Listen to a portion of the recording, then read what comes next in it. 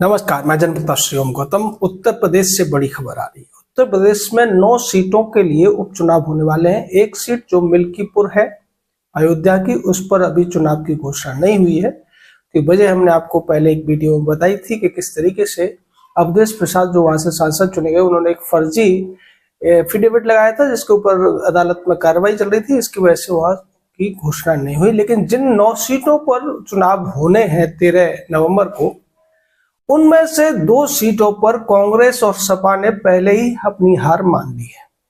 जी हां, ये 2 सीटें हैं गाजियाबाद की सीट और अलीगढ़ की जो एक तहसील है खैर, उसकी सीट। इन दोनों ही सीटों के ऊपर हार मान ली है। इसकी वजह ये है, और ये हम आकलन क्यों कर रहे हैं वो बताते हैं आपको, कि यही 2 सीटें हैं जो कांग्रेस पार्टी को समाजवादी पार्टी ने ऑफर की हैं। वजह यह है कि समाजवादी पार्टी का इन दोनों सीटों पर पिछले चुनावों में बहुत ज्यादा अच्छा प्रदर्शन नहीं रहा है। दूसरी तरफ कांग्रेस पार्टी को भी इन सीटों पर बहुत ज्यादा वोट कभी मिलते हुए नजर नहीं आए हैं। यही वजह है कि जब समाजवादी पार्टी ने अपने 7 उम्मीदवार घोषित कर दिए तो कांग्रेस को इससे मिर्ची लगी और कांग्रेस ने यह कहा कि शायद वो हमें हमारी सीटें नहीं दे रहे। बाद में बातचीत हुई। कांग्रेस जो सीटें मांग रही थी उनमें एक फूलपुर की सीट थी, एक मझवा की सीट थी। लेकिन समाजवादी पार्टी कांग्रेस को वो सीटें देना चाहती है जिन्हें वो जीतने की स्थिति में नहीं है। अब इसकी वजह क्या है?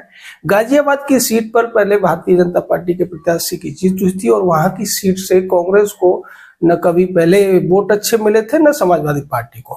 वही स्थिति खैर की सीट की भी है। खैर का इलाका ये जो है अलीगढ़ लोकसभा में आता है और अलीगढ़ के जो सांसद हैं सतीश गौतम, उनका अच्छा खासा प्रभाव इस खैर और इगलास के इलाके में देखने को मिलता है, जिसकी वजह से समाजवादी पार्टी को अपनी हार वहां नजर आ रही है। और यही वजह है कि अपने गठबंधन को जिंदा रखने के लिए अखिलेश यादव ने राहुल गांधी की पार्टी को ये 2 सीटें ऑफर कर दी है। लेकिन अब यहाँ हरियाणा वाली कहानी होती हुई नजर आ रही है।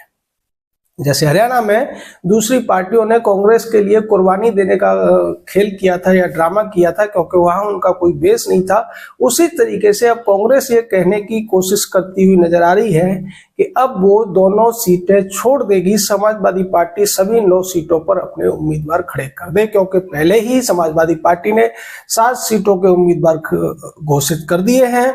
और जिन 2 सीटों को वो कांग्रेस को देने की या गठबंधन में सीट शेयरिंग की बात कर रही है, वो दोनों ही सीटें हारने के लिए कांग्रेस राजी नहीं है। कांग्रेस ये नहीं चाहती है कि जैसे उनकी करारी हार हरियाणा में हुई, जम्मू कश्मीर में हुई और राहुल गांधी के नाम के पीछे एक और हार जुड़ जाए।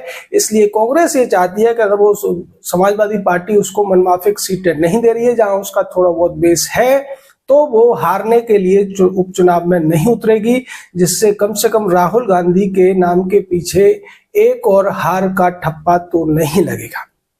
अब ये सारी जो कवायद चल रही है वो पर्दे के पीछे चल रही है। 1-2 दिन में ये खुलकर सामने आ जाएगी।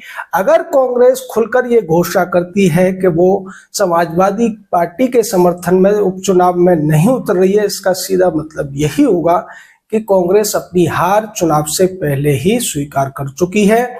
और समाजवादी पार्टी को यह लग रहा है कि उन्होंने 37 सीटें जीती हैं उत्तर प्रदेश में लोकसभा की, तो उनका दावा ज्यादा है और उनकी पार्टी आराम से चुनाव जीत सकती है। समाजवादी पार्टी के लिए एक और बड़ा सरदर्द पैदा हो गया है कि रॉबर्ट्सगंज की लोकसभा सीट से जो उसके सांसद हैं छोटेलाल खरवार, उनकी सांसदी जाने वाली है।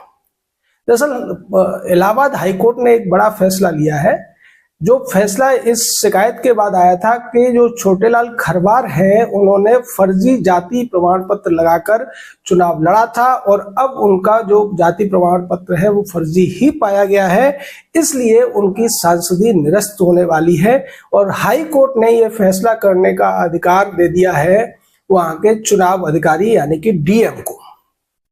कारण क्या है कि छोटेलाल खरवार चंदौली के हैं।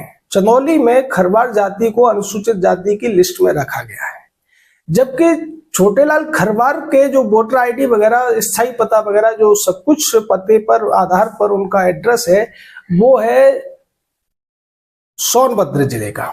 और सोनभद्र जिले में ये जो खरवार जाति है ये अनुसूचित जनजाति में आती है। छोटेलाल खरवार ने चुनाव लड़ा रॉबर्ट्सगंज से, वहां ये सुरक्षित सीट थी अनुसूचित जाति के लिए। तो इसी के खिलाफ उनके जो चुनाव वो जीत कर आए, 2 लोगों ने याचिकाएं लगाई और उसमें यह कहा कि छोटेलाल खरवार ने अपनी अनुसूचित जाति का फर्जी प्रमाण पत्र लगाकर ये चुनाव लड़ा है, इसलिए उसको निरस्त किया जाए। और इसके पक्ष में, यानी कि याचिकाकर्ताओं के पक्ष में, इलाहाबाद हाईकोर्ट ने उस याचिका को निस्तारित कर दिया है और फैसला करने का अधिकार दे दिया है रॉबर्ट्सगंज के डीएम को।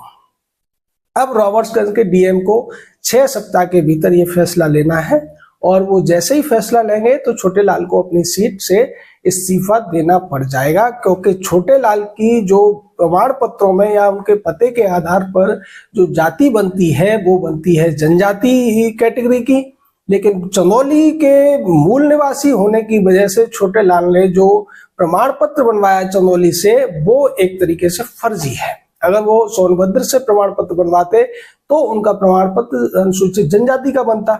यानी ये जो चालाकी छोटेलाल खरवार ने की है अब वो उनके गले पड़ने वाली है और इससे समाजवादी पार्टी को लोकसभा में 1 सीट का नुकसान होने जा रहा है।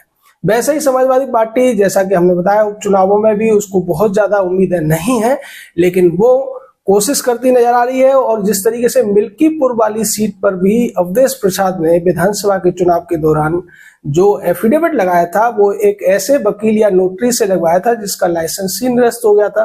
तो ये फर्जीवाड़े की वजह से अब अखिलेश की पार्टी को बड़ा नुकसान होता हुआ नजर आ रहा है। और उस चुनावों में जैसा हमने आपको बताया कि 2 सीटों पर तो वो पहले से ही, चुनाव होने से पहले ही हार स्वीकारती हुई नजर